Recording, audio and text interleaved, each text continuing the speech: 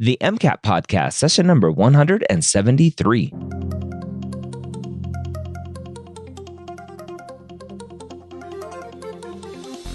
A collaboration between the medical school headquarters and Next Step Test Prep, the MCAT podcast is here to make sure you have the information you need to succeed on your MCAT test day. We all know that the MCAT is one of the biggest hurdles you'll face as a pre-med, and we're here to give you the motivation and information that you need to know to help get you the score you deserve so you can one day call yourself a physician. Welcome to the MCAT podcast. My name is Dr. Ryan Gray, your host here every week. As always, I'm joined by the wonderful Phil from Next Step Test Prep.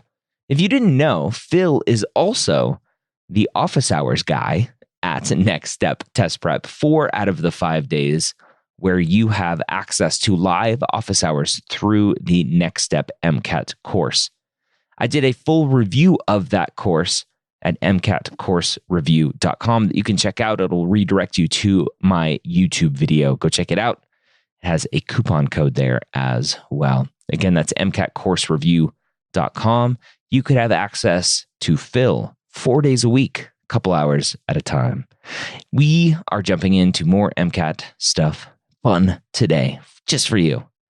Phil, back for some more MCAT podcasts. I hope you have brought your A game today because I'm ready to rock and roll with some more psych soch.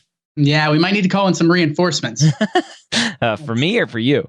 No, it's a play on words because today we're going to be talking about operant conditioning, which involves reinforcements and punishments. Okay. So if you're a good boy, you'll get a reinforcement. If you're not, maybe a punishment. All right. I don't know if I like where this is going, but okay, let's roll with it. Yeah. So we're going through, again, the AAMC outline, which if you haven't been listening, you should go back from the beginning to hear how we're working through this outline and kind of going through it. So what are we doing today? Yeah, so we're going to talk about operant conditioning, which I think is one of the highest yield areas in content category 7C, talking about attitude. Operant conditioning is so high yield that this thing kind of shows up in 3 or 4 of these different sections. This is where the bulk of it is. But you see this in language acquisition, and it's kind of all over the place. This is championed by B.F. Skinner. I think we've talked about that a couple of times before. A Skinnerian, I think was a word we used, and you're like, well, that's a new word. And so, yeah, this kind of B.F. Skinner operant conditioning, trying to increase and decrease behaviors. And that's probably something that you're kind of dealing with in your family, trying to change behaviors with children. Mm-hmm. And so, first off, there's kind of 2 big categories, and that's a reinforcement or a punishment. A reinforcement is done to increase some behavior. A punishment is done to decrease the behavior. So if you want your kid to brush their teeth more, you use a reinforcement. If you want them to, quit kicking their sibling, you might want to do a punishment, right? Stop doing that. Yeah. The first thing that pops into my head as you're talking is, well, what about positive reinforcement? How does that work into this? Yeah. And so there's both positive and negative reinforcements and punishments. And this is something that's kind of confusing because everyone's like, what's a positive punishment, right? What does that mean? So positive just means you added something. A negative means you remove something. So if I'm trying to get a child to brush their teeth more often, and I give them a candy bar after they brush candy their bar. teeth. Yeah, exactly. Brush your teeth. Now gargle with chocolate syrup. That's your reward. That's going to be a positive reinforcement because we're trying to increase a behavior of brushing your teeth, and we're doing it by giving something, right? Now, you could also have a negative reinforcement, which is when you take something away. And so a lot of times people are like, wait, how does that work? So you have to take away something bad. So if you brush your teeth, now you don't have a bedtime, right? And so you took something away, but that's kind of reinforcing the behavior. And so another example would be if you get straight A's, then you don't have to do chores anymore, right? And so that's going to be reinforcing that behavior by taking something away. It's taking away something bad and giving something good. That's how you reinforce a behavior, is by rewarding, by giving something, or rewarding by making them not have to do chores. It's probably the best way to get me to do something when I was a child. Okay. So obviously we can have punishments, which are to decrease behaviors, and these can be positive or negative as well. And so let's say that I yelled at my dog whenever they got on the couch, right? How would you categorize that with positive, negative, punishment, reinforcement? That would be That would be a punishment. It'd be positive because you're yelling. Yeah. So I'm like adding something to this dog's life that's unpleasant. Yeah. And so I'm like trying to get them not to do something. Yeah. So negative or that would be a positive punishment. Yeah. So like you're adding something unpleasant. Like if my kid gets a bad grade, trying to punish that behavior. So now you have extra chores. Yeah. Right. A negative punishment is when you take something away. And so that would be like anytime my kid like gets bad grades, like now they don't get to go to the prom, right? And so you're taking away something from them. So it's negative, but it's also a punishment because you're trying to decrease that behavior of bad grades. And so it's something that can be kind of like tricky, and you have to like have a very like slow, logical kind of like, okay, wait, is this increasing or decreasing the behavior? Am I adding or taking something away in order to kind of like pull those things apart? Okay. Feeling pretty good about that? I think so. All right, let's add some difficulty. Okay. So just like the MCAT will probably do on test day, they're going to try to like ratchet up the difficulty, make it a little bit more complex. Thank you, MCAT. And so, yeah, thank you, MCAT. Well, it's just because the students are too good, and we gotta figure out some way to separate these geniuses. And so like we gotta ratchet up the difficulty. I'm speaking on behalf of the AAMC, which I'm probably not allowed to do. But like the schedule is kind of an important thing. So you could have a continuous schedule. So like every time a kid brushes their teeth, they get a sticker, right? And like that's like a continuous thing. But that's kind of hard to keep up. All right. So like as like somebody who is rewarding or punishing things, you want to have like maybe a little bit different of a schedule. And so you can have a fixed schedule or a variable schedule. So is it like a set number of occurrences or set number of time, or is it more variable, more kind of like fluid?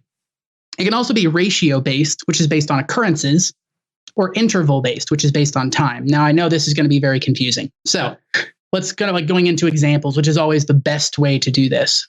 So let's say that I wanted to get my kid to play the piano, my theoretical non-existent child. He's going to be a piano prodigy if I keep this up. Okay. So I'm going to give him like $5 every time he plays for an hour. Okay. So that's going to be, first off, it's going to be a positive reinforcement because I'm giving him something to increase the behavior. Okay. But I'm doing this based on some time frame. It's not based on every time he sits down at the piano. It's based on like every hour. So there's like some like interval going on here. So this is going to be an interval based schedule rather than a ratio based schedule. A ratio would be like every time he sits down at the piano. This is like every hour. So that's a little bit different. Okay. And because it's always every hour, it's going to be a fixed interval. And so it's a set amount of time. A variable interval would be like, you know, he plays for an hour, I give him $5, and he plays for 20 minutes, I give him another $5. And then 3 hours later, I give him another $5. And it's just like a weird kind of like unexpected, you never know kind of like when the reward is going to come there. Okay. Does that make sense? Yep. Got it. All right. So let's flip this around and like throw you into quiz mode. Okay. So going back to my dog, you know, my dog is still getting on the couch, and it might be because of my scheduling, like how I'm doing this. So I sometimes when my dog gets on the couch, I yell at him, and sometimes I don't. And so how would you categorize that one? Sometimes you punish the dog and sometimes you don't. Yeah. So that would be variable. Mm-hmm. Yeah. So just a variable punishment, right? Yeah. So is it going to be ratio or interval though? Is it based on like ratio? Right. So because getting on the couch, occurrence based. Exactly. So it's occurrence based. So sometimes he'll be on the couch and I won't care. Sometimes he will. Okay. And so if it was variable interval, that would be like when my dog gets on the couch, I'm going to yell at him. It might take me like 2 minutes. It might take me an hour and a half. Right. But like the amount of time is changing in that case. I feel bad for your dog. Like, why are you yelling at me? I've been sitting here for an hour. Yeah, come on. Come on. We watched 3 episodes. One more, Daddy. Yeah, exactly. So the idea here is like this can get kind of really complex as you like start to work through all of these like different like scheduling things. And so you can have like a fixed ratio positive punishment or a variable interval negative reinforcement. And so you have to have like a very like systematic way of kind of like working through these and looking at these as like one step at a time. To kind of go into another one here, what would you call like gambling on a slot machine? Yeah, so I know that's a variable ratio as well, and that's a positive reinforcement. Right, because the idea is like you'll get paid out, and that's like they're giving something to you, and that gets you to do it more. Exactly. So it's actually a really interesting thing. Variable ratio is actually the most powerful for increasing a behavior, and this is something the MCAT might ask. So generally, ratio is better than interval, and variable is better than fixed. And this is something that like some parents might be like, wait a minute, like let me reassess how I've been like doing this. So I need to have like a variable ratio. So that's the sort of thing where like sometimes my kid, when he sits down, I might give him $1. Sometimes I don't, right? And so I might give him like $1 3 times in a row, or it might be 4 times in a row that I don't. But the idea here is he doesn't know when he's going to get paid. Yep. So every time he sits down, there's a chance. There's a chance I'm going to get paid just for sitting down here. I don't have to sit down for an hour or anything like that. I just have to sit down. And so that causes them to like do that behavior more often because like every moment there's a chance. Versus if it was a fixed interval, let's say it was like every 10 hours, he gave them $5. Yeah. Like right after they got paid, there is no incentive to keep playing. Yeah. Right. Because like I have to sit here for another 10 hours before I get paid again. Like I'm not going to do it. Yeah. And so fixed interval tends to be worse than variable ratio. And that's what you see in slot machines. Yeah. And so and social media and email. Exactly. It's like if I check my email and I know every time I check my email, there's going to be 5 emails there. That's not very exciting. But every time I check my email, sometimes there's 0, sometimes there's 1, sometimes there's 40. Right, exactly. And so that's definitely something to kind of like keep in mind with that. And so like in my mind, like if I want to teach my theoretical child, one day I'll have an actual child and I'll want to teach him to play the piano. Like, do I really want to use variable ratio for everything? A part of me feels like that's going to put the kid in like a weird place. Like they never know when the punishments are going to come or when the rewards are going to come. And they're going to be like constantly like on the edge of their seats, but it'll be the best way to increase a behavior. I don't know if it's best for this, like the psychology of the child. Yeah. But I guess it depends on how frustrated I am with potty training, like how far I kind of like go into that. Okay. Yeah. So any questions on those kind of like big categories there? I don't think so. Yeah. So these are all, just to like be clear, these are all operant conditioning, which is the whole idea here is rewards and punishments. And so B.F. Skinner was the guy that kind of like the father, he's like a behaviorist, like focusing in on behavior and how to increase and decrease behaviors. And so that's where this kind of comes in. And so he famously had this idea that like, if you gave me a child, I could turn that child into a pillar of humanity by constantly rewarding good stuff and punishing whenever they lie or cheat or steal. Mm-hmm. Or I could do the opposite. I could reward them every time they lied and punish them every time they told the truth. And they turn into a deceitful person kind of overall. So operant conditioning is Skinner, right? Mm-hmm. Operant conditioning is the slot machine, and you will rub the skin off of your palms if you're at the slot machine too long. I love that. Rub the skin. So it's the Skinner. It like pulls the skin off. Yep. Yeah. And that's just kind of like opposite of classical conditioning, which is the Pavlov, right? Like keeping the dog train going here. So Pavlov famously had a dog, and it was like Pavlov's dog. Yeah. And so the idea here was like this dog, every time he got meat, the dog would start to drool. And so that like Pavlov wanted to see if he could create like some sort of like different relationship with this. And so what he would do is he would ring a bell every time he would give the dog like some meat. And then eventually he would just ring the bell and the dog would start to drool. And like there was no meat involved at all. Yep. And so there's like some really specific language. There's like conditioned and unconditioned stimuli and responses. So the unconditioned response and stimulus, that's what happens just naturally. So the like meat and drooling, that's like the unconditioned stimulus and response. Versus the bell and drooling, that's the conditioned stimulus and the conditioned response. Now, something that's really nice there is drooling is both the unconditioned and the conditioned response. And so that should always be the same, because like the idea here is we're trying to get something else to cause the same effect. And so like the meat causes the dog to drool. And so now the bell causes the dog to drool. Is another way to think of condition is trained? Like if someone is having a hard time thinking about condition, like I don't understand condition, like you have trained versus untrained. Right, exactly. And there's kind of like different ways to do this. So the classical conditioning is what we're talking about here, where you're just trying to like ties some behavior to something else, right? Mm-hmm. And so, like, I'm trying to think of like some way to tie this into MCAT studying, right? Like, so if you are really happy whenever you are like listening to this certain song, now maybe you should study listening to that song. And then when you're studying, you'll also be happy. And so like that song makes you happy. And then like you're creating, so that's your unconditioned stimulus and response. Now, if you like can somehow relate studying to that song, now that studying is going to make you happy. I don't know if that's actually going to work very well, but you can try it. And like, it can't hurt. Yeah. Right. I know one guy in undergrad that like when he studied, he just listened to Eye of the Tiger on loop. And like on his laptop, it said that it had been played like something like 4,000 times. And I'm just like, oh my gosh, like I would get sick of that song. And he's just like, it's my pump up song. And so that's, kind of like the classical conditioning sort of thing. It's just kind of like tying some behavior to something that's already naturally occurring. Versus operant conditioning is a lot more kind of like specific, where we're really trying to increase this behavior, that behavior with punishments or reinforcements. Okay. Yeah. So those are the two. You definitely want to make sure you can tell the difference between those.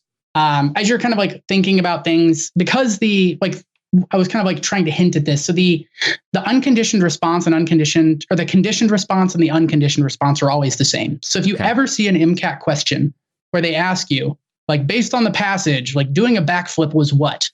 If you see unconditioned and conditioned responses as your answer choices, like those have to be the same. So you can't have two correct answers. So if you ever see unconditioned response and conditioned response both as answer choices, that means they're both wrong, because they have to be the same thing because of the way that's set up. And so that kind of like helps you like cross off answers. That's like a high level MCAT judo where you like turn the exam around on itself. Kind of like in judo, you like use your opponent's weight against themselves. Yeah. And so if you happen to see those two answer choices together, you can immediately cross them both out, which feels good, because then you're at a 50-50 and you haven't done anything. Yeah. So an example of that, because it took me a second in my head to think about that. So thinking about Pavlov's dog with the drooling. So if the question was something like the drool is an example of the conditioned response, and it also had unconditioned response, because both conditioned and unconditioned responses drooling, they're both right. Therefore, that's not the answer. Right. Yeah. Okay. So if they were to ask about drooling, like that would be the conditioned and the unconditioned response. And yeah, like if they're both answer choices, you can't pick. Unless it has a D, A, and B. Right. Yeah. Unless it's like a Roman numeral question. Yeah. It's like combine and like mix different things. That would actually be a dirty question now that I think about it. That would actually be a very good MCAT question. I might have to build a question around that at some point because people aren't going to like the idea that one thing somehow fits in two categories. Yep. But that's kind of how it fits with the classical conditioning. Okay. Yeah. So these are really useful tools, not just for like, they're not just things you need to know for the MCAT, but it's also kind of nice to like try to use these things to increase or decrease a certain behavior of your own. Or don't manipulate your friends or teachers. We do not condone that. Yeah. Children, actually, we do. Yeah. There's an episode of The Office where Jim trains Dwight to like reach out for an Altoid whenever the like computer boots up, and like that's definitely classical conditioning. Yeah, where they're kind of like relating the boot up noise to the offering of an Altoid. I never watched The Office. I should get into that. Oh yeah, well it's homework now for anybody who's studying for the MCAT, because that one like 3-second prank in the show. And so now you have to spend, I don't know how many hours, hundreds of hours watching that just so that you can understand that better. Yeah. Okay. Anything else for this section? I think we're good.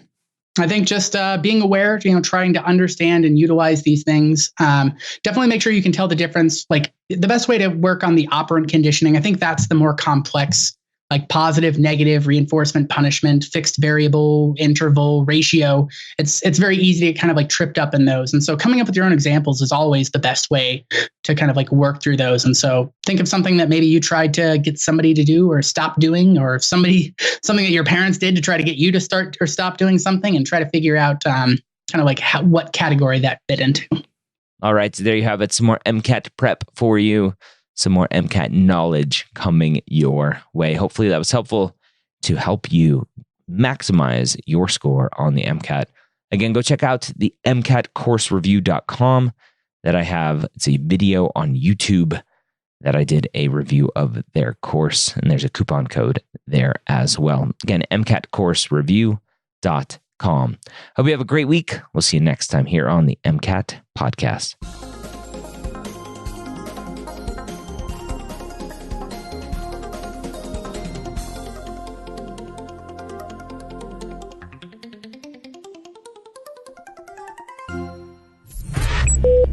This is MedEd Media.